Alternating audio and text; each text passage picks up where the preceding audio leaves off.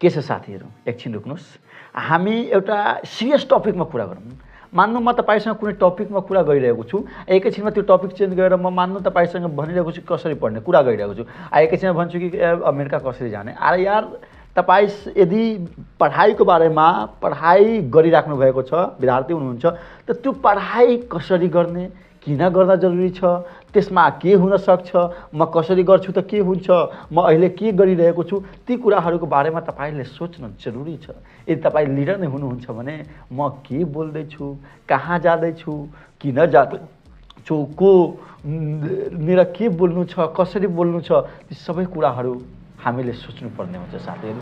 त्यसको बारेमा डेप्थमा हामीले बारीकीले अब्जर्भ गर्नुपर्छ साथीहरू। तपाईँ कतिको बारीकीले अब्जर्भ गरिराख्नु भएको छ, यदि गरिराख्नु भएको छ भने तल कमेन्ट गरिदिनुहोस्। यो च्यानललाई सब्सक्राइब गरेर यो च्यानलको हिस्सा बन्नुहोस्, किनभने तपाईँ यो इतिहास बनाउनेबाट नछुट्नु होला है।